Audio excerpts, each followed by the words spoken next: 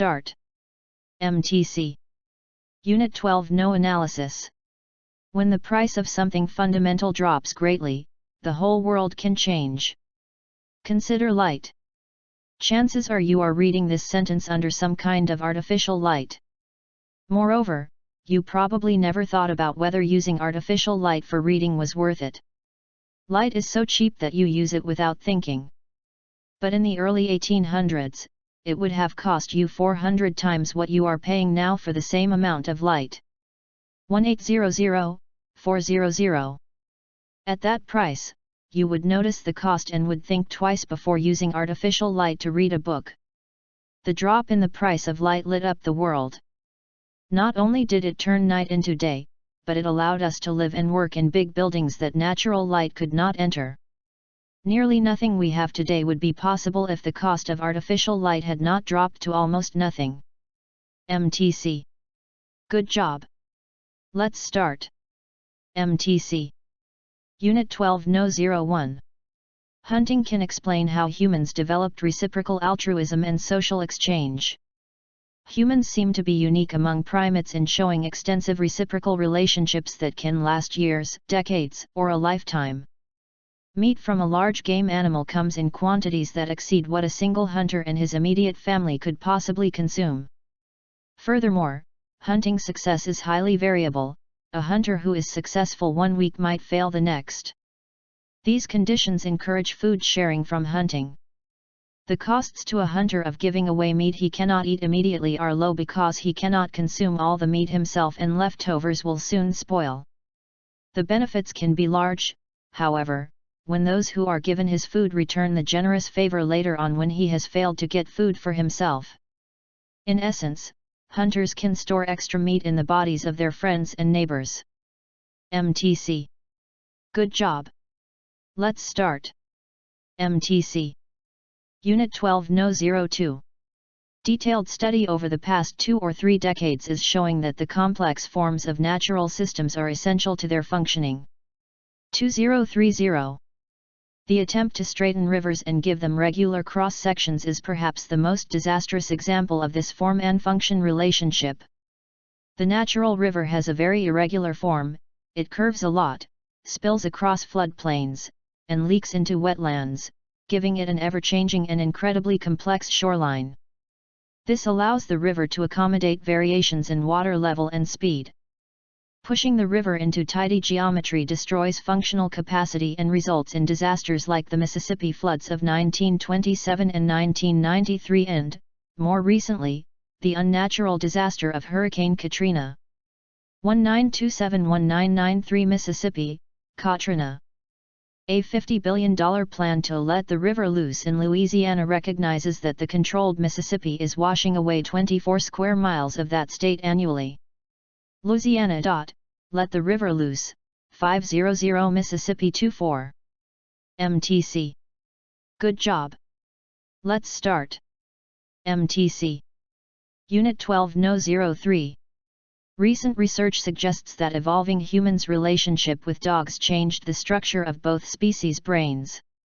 One of the various physical changes caused by domestication is a reduction in the size of the brain, 16% for horses, 34% for pigs, and 10 to 30% for dogs. 16%, 34%, 30%.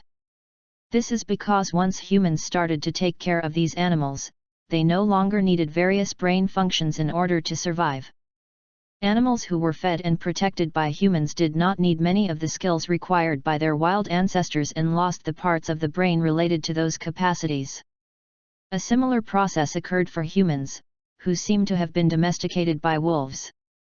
About 10,000 years ago, when the role of dogs was firmly established in most human societies, the human brain also shrank by about 10%. 10%. MTC. Good job. Let's start. MTC. Unit 12 No 04.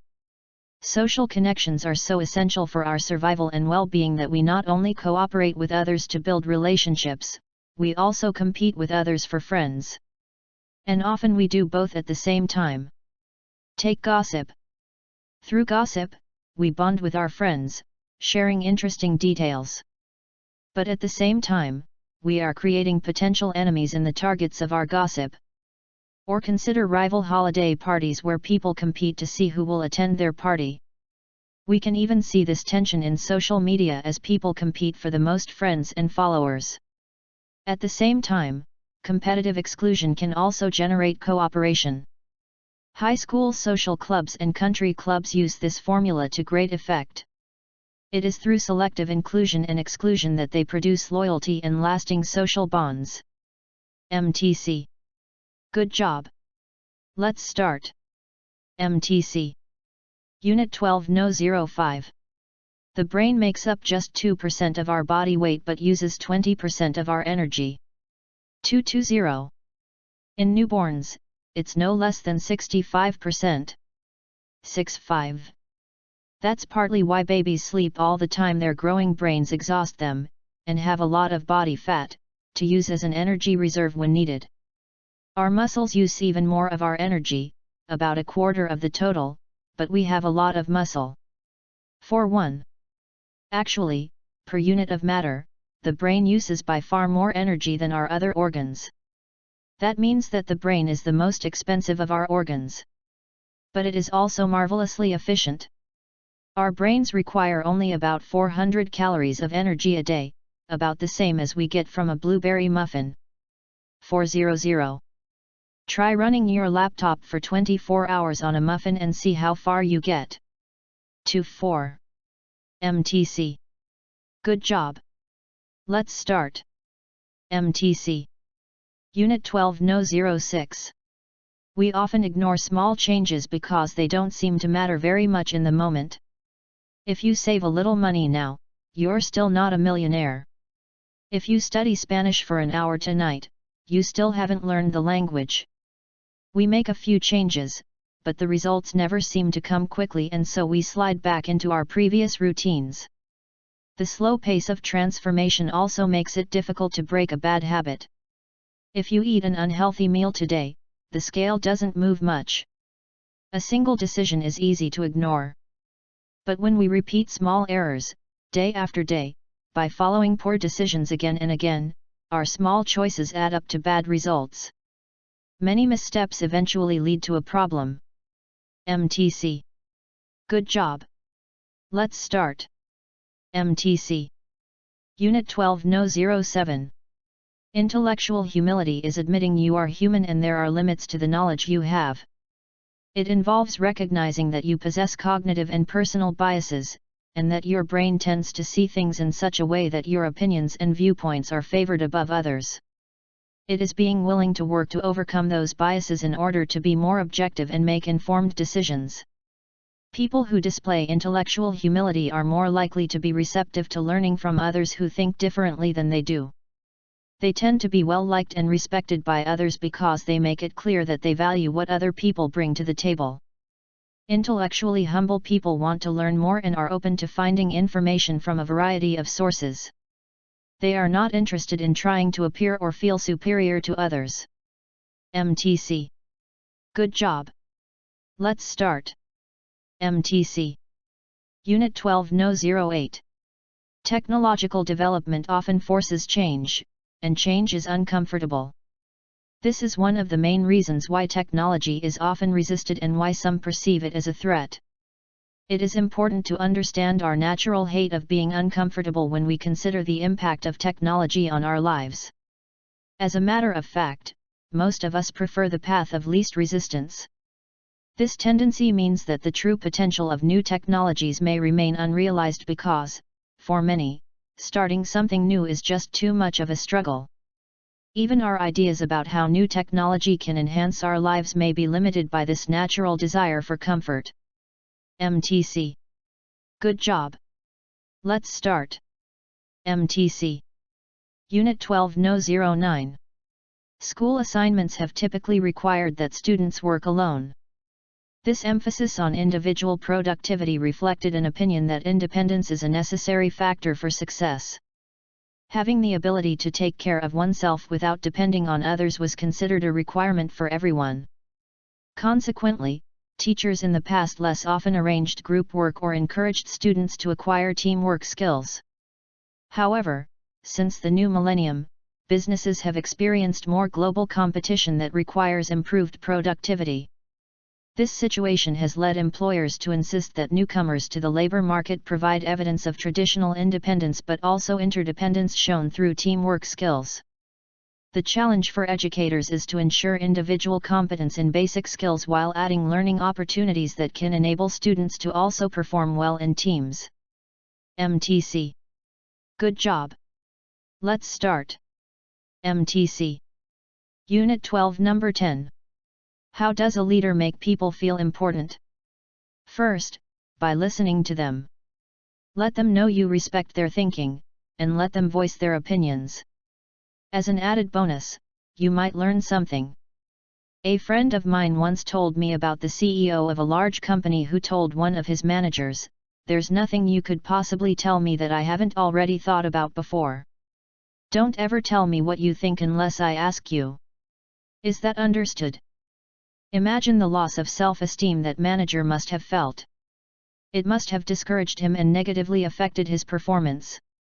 On the other hand, when you make a person feel a great sense of importance, he or she will feel on top of the world, and the level of energy will increase rapidly. MTC. Good job. Let's start. MTC. Unit 12, Number 11. We notice repetition among confusion, and the opposite, we notice a break in a repetitive pattern. But how do these arrangements make us feel? And what about perfect regularity and perfect chaos? Some repetition gives us a sense of security, in that we know what is coming next. We like some predictability.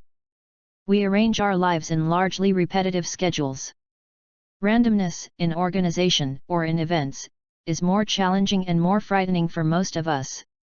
With perfect chaos we are frustrated by having to adapt and react again and again.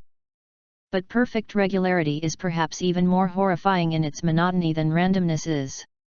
It implies a cold, unfeeling, mechanical quality. Such perfect order does not exist in nature, there are too many forces working against each other.